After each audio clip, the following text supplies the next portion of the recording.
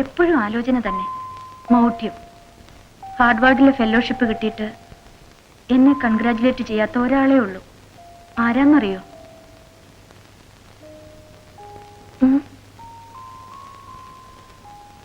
Congratulations. ഓ, ആർക്കോ വേണ്ടി നിർബന്ധിച്ച് പറയിപ്പിച്ച പോലെ.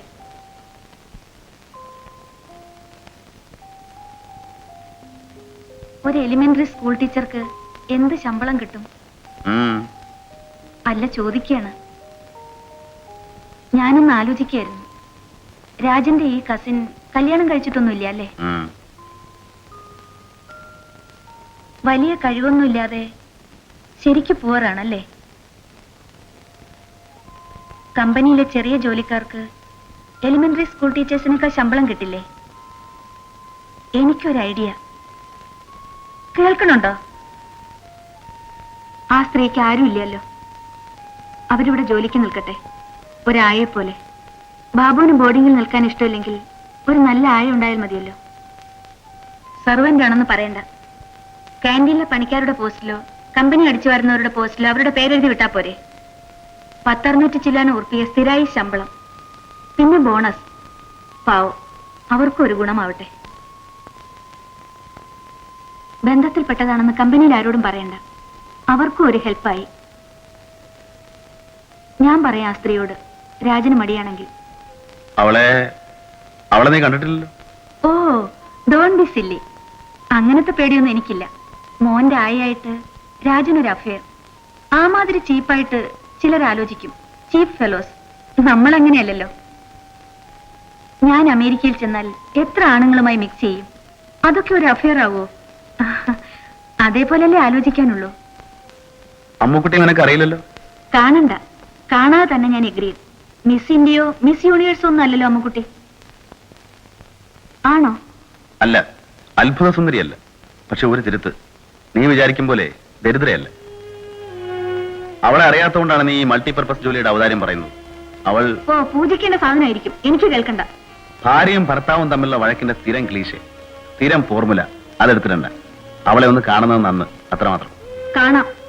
വേണമെങ്കിൽ കാല് തൊട്ട് തൊഴുകയും ചെയ്യാം. വേണ്ട, പക്ഷെ മനസ്സിലൊന്ന് വണങ്ങണം. മനസ്സിലെങ്കിലും. എന്റെ മാസ്റ്റർ ബിരുദത്തിന് പഠിപ്പിച്ചത് ആ എലിമെന്ററി സ്കൂൾ ടീച്ചറാണ്. നീ ഇപ്പൊ സ്വീപ്പർ പണിക്ക് ആലോചിച്ച ആ ദരിദ്രയാണെന്ന് പറഞ്ഞാൽ നീ എന്ത് ചെയ്യും? മനസ്സിലെങ്കിലും വണങ്ങാതെ വയ്യ. 2-ാം തീയതി ഉച്ചയ്ക്ക് ലോഡ്ജിന്റെ വാതിക്കൽ പോസ്റ്റ്മാൻ. 375 ഉറുപ്പിക മണി ഓർഡർ. പിഴയ്ക്കാതെ എല്ലാ 2-ാം തീയതി. അങ്ങനെ 2 കൊല്ലം.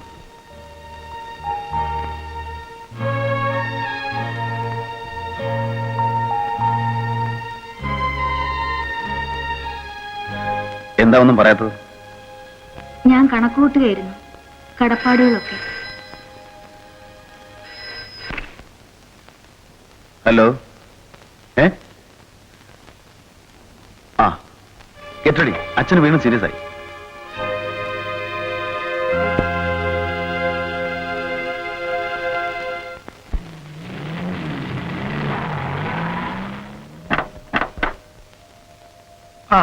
രാജനും വന്നല്ലോ.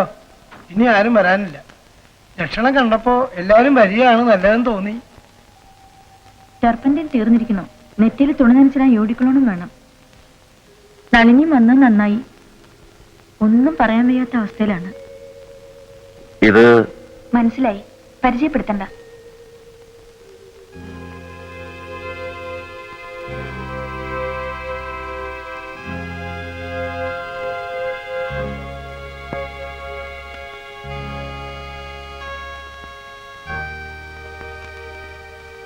ശ്രീലതയും മാലതിയും വന്നിട്ടുണ്ട്.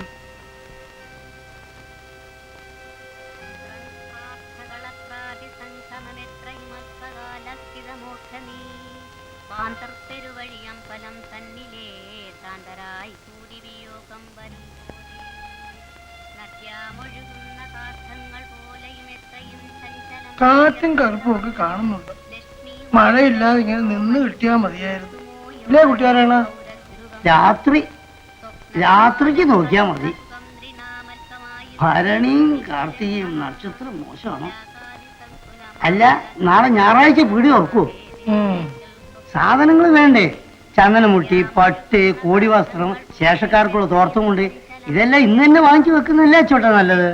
അത് നമുക്ക് തുറപ്പിക്കാവുന്നേ. അത്യാവശ്യമാണ്, തുറക്കണമെന്ന് പറഞ്ഞാൽ തുറക്കും. ദേശക്കാരല്ലേ?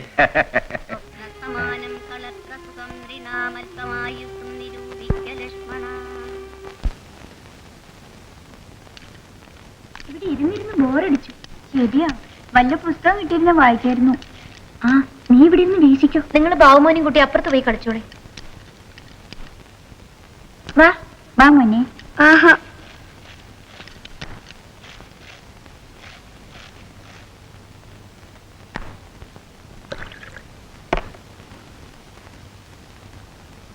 മുത്തച്ഛ മുത്തച്ഛ. മോനെ വിളിക്കണ്ട, മുത്തച്ഛന് വയ്യ. മുത്തച്ഛ മുത്തച്ഛൻ ഞാൻ വെറുതെ പറഞ്ഞത്. മുത്തച്ഛ മരിക്കണ്ട, ഞാൻ ഇനി പറയില്ല.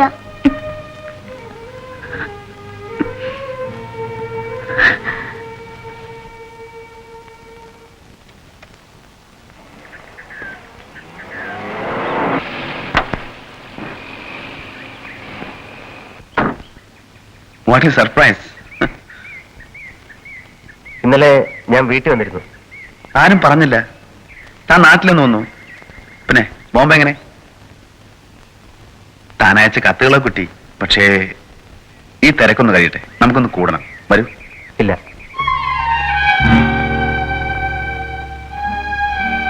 സിന്ധുവും കുട്ടികളും വീട്ടിലുണ്ട്. അവൾ പറഞ്ഞിട്ടാ ഞാൻ വന്നത്. ഒരു പഴയ ആഘോഷം. പെണ്ണുങ്ങൾ ഒന്നും മറക്കില്ലല്ലോ. അവളത് ഓർമ്മിപ്പിക്കാതെ ദിവസങ്ങളില്ല. കുട്ടികൾ 2.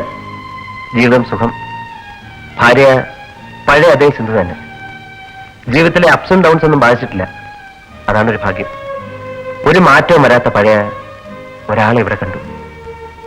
അമ്മുക്കുട്ടി. അനിൽ, പഴയ കണക്കുകൂട്ടലുകൾ പലതും തെറ്റിപ്പോയി.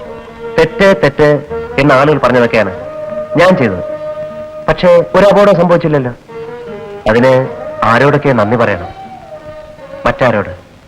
അവളോട് തന്നെ എന്റെ സക്സസ്, സിന്ധു. പക്ഷേ രാജൻ. ഒരുപാട് പറയാനുണ്ട്. പിന്നെ ഈ തിരക്കൊന്ന് കഴിയട്ടെ. ന്യായങ്ങൾ, ന്യായീകരണങ്ങൾ. മുകളിൽ ഒരൽപ്പ സ്ഥലമുണ്ട്. എന്തു വന്നാലും അവിടെ എത്തിപ്പെടണം. ആ പരക്കം പാച്ചിലിനിടയിൽ ആരൊക്കെ വീണു, ആർക്കൊക്കെ മുറിവേറ്റു, ആര് കരയുന്നു, എത്ര പേരെ ചവിട്ടിയടിച്ചു, അന്നും നോക്കാൻ സമയമില്ല. മോഡേൺ മാൻ, ദ മോഡേൺ മാൻ. ഇതിൽ കൂടുതൽ എന്തുണ്ട് പറയാൻ നിനക്ക്? ആ പോട്ടെ. കണ്ടില്ല എന്നൊരു കളവ് സിന്ധുവിനോട് പറയേണ്ടി വരും.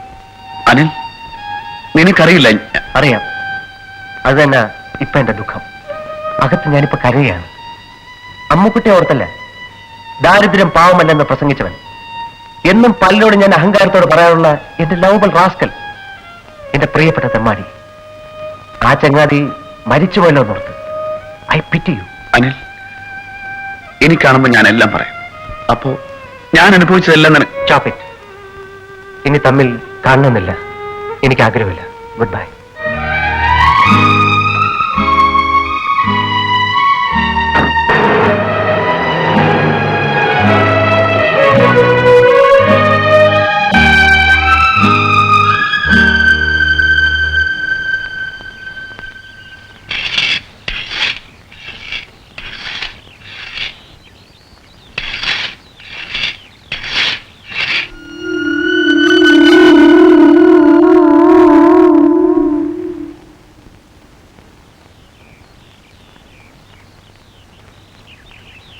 രാജൻ പോകുന്നതിന് മുമ്പ് വീടിന്റെ പറമ്പിന്റെ കാര്യം ഒന്ന് വ്യവസ്ഥ ചെയ്യണം. ഞാൻ കല്ലും മരം ഇറക്കാനുള്ള ഓർഡർ കൊടുത്തിരിക്കുന്നു. പിന്നെ ഞാൻ വക്കീലിനോട് ചോദിച്ചു. 3-1 കുട്ടികൾക്കും കൂടി അവകാശമുണ്ട്. 8-3 വരും ഞങ്ങളുടെ ഓഹരി. 8 തരാം. ശല്യപ്പെടുത്താമെന്ന് പോകുന്നുണ്ടോ? മരിക്കാൻ കിടക്കുന്ന ആ മനുഷ്യൻ ഒരുപാട് തെറ്റുകൾ ചെയ്തിട്ടുണ്ട്. അതിൽ ഏറ്റവും വലുതൊന്നിന്റെ ഫലമാണ് താനിവിടെ.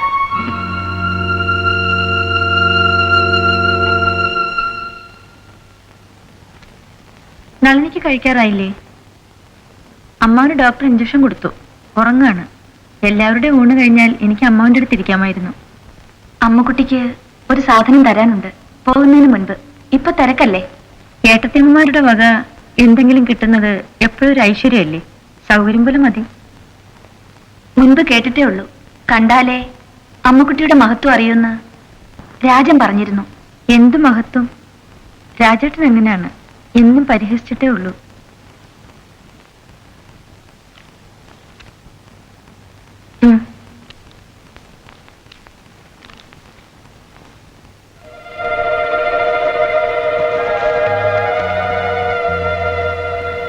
ഒരു പഴയ കടം വീട്ടാനുണ്ടല്ലോ, എപ്പോഴായാലും വേണ്ടേ? കണക്ക് ശരിയല്ലെന്ന് നോക്കൂ.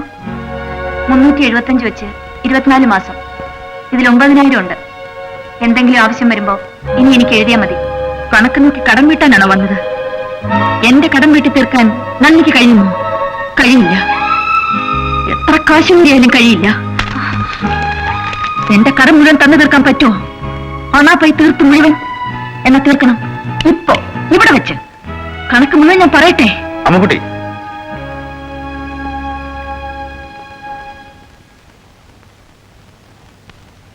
കടം വീട്ടാൻ വന്നിരിക്കുന്നു ഒരു കോടീശ്വരി.